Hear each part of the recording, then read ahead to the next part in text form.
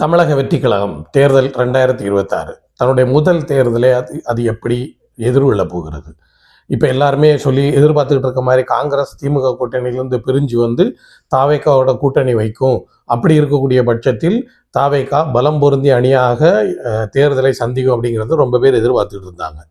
அதில் நமக்கு அந்த அளவுக்கு உடன்பாடு இல்லை. காரணம் என்ன அப்படின்னா, விஜய் அவர்கள் கட்சி தொடங்கி அனுபவத்தை பெற்றுக்கொண்டிருக்கக்கூடிய இந்த நேரத்தில் அவருடைய ஒரு பரப்புரை கரூரில் நடக்குது. அங்கே வந்து கட்டுக்கோப்பு இல்லாமல் இல்லைனா கட்டுப்பாடு இல்லாத ஒரு நெறிப்படுத்தப்பட்ட கூட்டம் இல்லாதனால அவர் அசம்பாவிதம் நடந்து 41 மரணங்கள் அங்கே நடக்குது. அதில் ரொம்ப அப்செட்டான விஜய் அவர்கள் அதுக்குள்ள நேரத்தை எடுத்துக்கிட்டு அடுத்த கூட்டமாக அவங்க சேலத்தில் ஒரு கூட்டத்தை பரப்புரையில் கலந்துக்கிறாப்புல. அந்த இடத்துல கூட்டத்துக்கு போகிறதுக்கு முன்னாடியே முன்னேற்பாடான ஏற்பாடுகள் மிக தீவிரமான முறையில் செய்யப்படுது. கட்சிகளில் தொண்டர்களையே பாதுகாப்பு படையாக மாற்றுறாங்க. அவங்களுடைய வழிகாட்டுதலில் அந்த கூட்டம் சிறப்பான முறையிலே நடந்து முடிஞ்சிருச்சு. ஆனாலும் அங்கேயும் ஒரு ஆள் இறக்குறாரு. இப்போது அடுத்த கட்டமாக வேலூரில் உள்ள மாநாட்டில் இந்த முற்கால பரப்புரை கூட்டங்களில் தந்த அனுபவத்தில் வேலூர் மாநாட்டில் வந்து பந்தல் அமைக்கிறாங்க.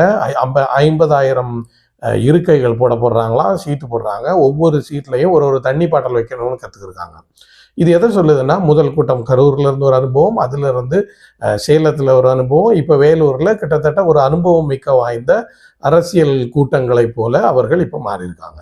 இதே தான் நாம் சொல்கிறோம். தேர்தல் அரசியல்லையும் தாவேக்கா அது மாதிரியான ஒரு முடிவை எடுக்கணும். முதல் தேர்தலை தனியாகவே நின்று சந்தித்து மக்களிடத்தில் போய் அவங்களுடைய குறைகளெல்லாம் கேட்டு அவங்க தாவேக்கா மேலேயும் விஜய் அவர்கள் மேலே எந்த அளவுக்கு நம்பிக்கை வச்சுருக்காங்க, ஸோ இவங்களுக்கு எவ்வளோ ஓட்டு கிடைக்க போகுது என்பதை ஒரு கள அரசியலை, உண்மையான கள அரசியலை தெரிஞ்சுக்கிட்டு அதற்கு அடுத்தபடியான அரசியல் நகர்வுகளை செய்யும்போது தாவேக்கா வளரவும் செய்யும். அது இல்லாமல் முதல் தேர்தலையே கூட்டணி அது இதுன்னு அமைச்சு தேர்தல் சிஎம் சீட்டு வேணும் அப்படிங்கிற மாதிரியான எதிர்நோக்கோட தேர்தலை சந்திக்கிறது ஒரு காலமும் ஒரு நல்ல ஒரு விஷயமா படலை.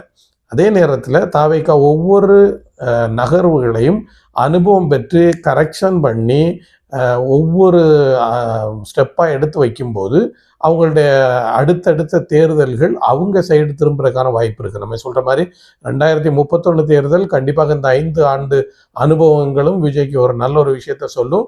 2031 தேர்தலில் மிகுந்த அனுபவம் உள்ள ஒரு அரசியல் கூட்டமாக, அரசியல் கட்சியாக அந்த தேர்தலை சந்திக்கும் பொழுது விஜய் அவர்களை எதிர்பார்க்கக்கூடிய விஷயங்கள் நடக்கிறதுக்கான வாய்ப்புகள் அதிகம். முதல் தேர்தலில் இது எல்லாத்தையும் தவிர்த்துட்டு மக்கள் பக்கத்தில் போய் தாவேக்கா என்பது என்ன, விஜய் அவர்கள் என்ன சொல்கிறாரு அப்படிங்கிற விஷயத்த மக்கள்கிட்ட பேசி மக்கள் அவங்க மேலே எவ்வளோ நம்பிக்கை வச்சுருக்காங்க, எந்த அளவிலான ஓட்டு சதவீதம் கிடைக்குது, இப்படியான விஷயங்களை தெரிஞ்சுக்கிறது தான் இந்த முதல் தேர்தலை பயன்படுத்தணும் அப்படிங்கிறது தான் நம்முடைய கருத்தாக இருக்குது. தாவேக்கா தலைவரும் தாவேக்காவின் அரசியல் அனுபவம் உள்ளவர்களும் இந்த முடிவை எப்படி எடுக்கிறாங்கன்றது தெரியல. நம்மளை பொறுத்த வரைக்கும் தனிச்சு நின்னா கூட அவங்களுக்கு ஒற்றை இலக்கத்திலான சீட்டுகள் கிடைக்க ரொம்பவே வாய்ப்பு இருக்குது. மினிமம் ஒரு 4, 5, 6 சீட்டுகள் கிடைக்கலாம். அதே நேரத்தில் ஓட்டு சதவீதம் எத்தனை அப்படிங்கிறது சும்மா இப்போ கூட்டங்களுக்கு சொல்கிற மாதிரி 30, 25, 28 இதெல்லாம் தவிர்த்துட்டு கள நிலவரத்தில், உண்மை நிலவரத்தில் தாவேக்காவுக்கு பொதுமக்களிடத்திலையும் மக்களிடத்திலையும் எத்தனை சதவீத வாக்கு வீதம் இருக்கிறது அப்படிங்கிறது தெரிஞ்சுக்கிறது அதற்கு அடுத்தபடியான அரசியல் நகர்வுகளுக்கு தாவேக்காவுக்கு ரொம்பவே உதவியாக இருக்கும். அதை தாவேக்கா செய்யணும்.